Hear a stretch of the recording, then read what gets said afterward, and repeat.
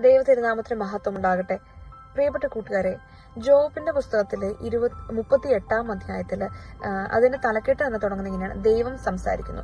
അപ്പൊ ജോബ് ഒത്തിരി കാര്യങ്ങൾക്ക് ശേഷം, ഒത്തിരി പറഞ്ഞതിന് ശേഷം, സുഹൃത്തുക്കളുടെ സംസാരത്തിനെല്ലാം ശേഷം ദൈവം തിരിച്ച് ജോബിനോട് സംസാരിക്കുകയാണ്.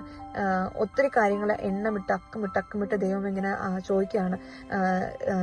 ഞാൻ പ്രകാശത്തെ സൃഷ്ടിച്ചപ്പോ, കടലിനെ സൃഷ്ടിച്ച് അതിന് അതിരിട്ടപ്പോ, അങ്ങനെ ദൈവം ഓരോ കാര്യങ്ങള് ജോബിനോട് തിരിച്ചു വയ്ക്കണം. ഇതെല്ലാം ചെയ്തപ്പോ നീ എവിടെയായിരുന്നു, അല്ലെങ്കിൽ ഇതെല്ലാം എങ്ങനെയാണ് സംഭവിക്കുന്നതെന്ന്, ഇതൊക്കെ എങ്ങനെയാണ് നടക്കുന്നതെന്ന് നിനക്കറിയാമോ എന്ന് ജോബിനോട് ദൈവം ചോദിക്കുകയാണ്. ഇതുപോലൊരു കുഞ്ഞു സംഭവം എന്റെ ജീവിതത്തില് ഒത്തിരി ആശ്വാസം തന്ന ഒരു കുഞ്ഞ് ചിന്തയായിരുന്നത്. അതായത് ഞാൻ എന്നിൽ തന്നെ ഒത്തിരി അപൂർണതകളുള്ള ഒരാളാണ്. നല്ലൊരു അമ്മയാകാനോ, നല്ലൊരു ഭാര്യയാകാനോ, നല്ലൊരു കുടുംബിനിയാകാനോ, നല്ലൊരു മകളാകാനോ ഇനിയും എനിക്ക് പറ്റിയിട്ടില്ല. എപ്പോഴും ഞാൻ ശ്രമിച്ചുകൊണ്ടിരിക്കുകയാണ്. അപ്പോ ഇത് ഒത്തിരി വിഷമത്തോടെ ഞാൻ ഈശോയോട് പറഞ്ഞു, ഈശോയെ, ഞാൻ എങ്ങനെ എന്റെ മക്കൾക്ക് നല്ലൊരു മാതൃകയും, പല സമയങ്ങളിലും അവർക്ക് മാതൃക കിട്ടേണ്ട രീതിയിൽ പെരുമാറാനോ അല്ലെങ്കിൽ ചിന്തിക്കാനോ അല്ലെങ്കിൽ കാര്യങ്ങൾ ചെയ്യാനോ എനിക്ക് പറ്റിയിട്ടില്ല. അതിനെ ഓർത്ത് ഞാൻ വിഷമിച്ചിരുന്നപ്പം ഈശോ എന്നോട് പറഞ്ഞൊരു കാര്യമാണ്: നീ ഈ ഒരു നിമിഷത്തെ കുറിച്ച് ചിന്തിച്ച് ഈ ഒരു നിമിഷത്തിൽ ജീവിക്കുക.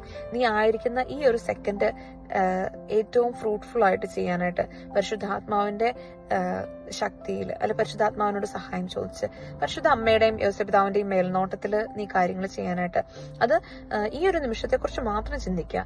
കഴിഞ്ഞു പോയതിനെ കുറിച്ച് നീ ചിന്തിച്ചിട്ട് കാര്യമില്ല. വരാനിരിക്കുന്ന കാര്യത്തെക്കുറിച്ച് നിനക്ക് ഒരു അറിവുമില്ല. അപ്പൊ പിന്നെ ഒത്തിരി പാസ്റ്റും ഫ്യൂച്ചറും ചിന്തിച്ച് ഈ ഒരു നിമിഷത്തെ നഷ്ടപ്പെടുത്തി കളയാതെ ഏറ്റവും ശാന്തമായിട്ട് ഈ നിമിഷം ഏറ്റവും നല്ലത് എന്താണെന്ന് നിനക്ക് തോന്നുന്നു അത് ചെയ്യാനായിട്ട് ഈശോ ഇങ്ങനെ സംസാരിച്ചതായിട്ട് എനിക്ക് തോന്നി. ആ ഒരു ചിന്ത എന്നെ വല്ലാണ്ട് ആശ്വസിപ്പിച്ചു. കാരണം അത് ശരിയായിരുന്നു. ഞാന് ഓരോ നിമിഷത്തെയും ആ നിമിഷത്തില് ലൈവായിട്ട് ജീവിക്കാനായിട്ട് തുടങ്ങിയപ്പോൾ ഒത്തിരി സന്തോഷത്തോടെ ചുറ്റുവട്ടങ്ങളെ നോക്കാനും, ഒത്തിരി സ്നേഹത്തോടെ ഈശോ തന്ന അനുഗ്രഹങ്ങളും കൃപകളും കാണാനും, എന്താണോ ആവശ്യം അതനുസരിച്ച് ചെയ്യാൻ പലപ്പോഴും സാധിക്കാതെ പോയിട്ടുണ്ട്, ഇപ്പോഴും സാധിക്കാതെ പോകുന്നുണ്ട്. എന്നാലും ആ ചിന്ത ഉള്ളിൽ വരുന്ന സമയങ്ങളിലെല്ലാം ഏറ്റവും സ്നേഹത്തോടെ ജീവിതത്തെ കാണാനും, അപ്പോഴെല്ലാം ഒത്തിരി നന്ദി പറഞ്ഞുകൊണ്ട് കാര്യങ്ങൾ പറ്റാവുന്ന രീതിയിൽ ദൈവത്തിൽ ആശ്രയിച്ച് ചെയ്യാനായിട്ടും തമ്പുരാൻ ഇടവരുത്തുന്നുണ്ട്. നമുക്കൊന്ന് ശ്രമിച്ചു നോക്കാം. നമ്മളെ അലട്ടുന്ന ഒരുപാട് കാര്യങ്ങളുണ്ടാവും, പക്ഷെ അതെല്ലാം ഈശോയ്ക്ക് വിട്ടുകൊടുക്കാം.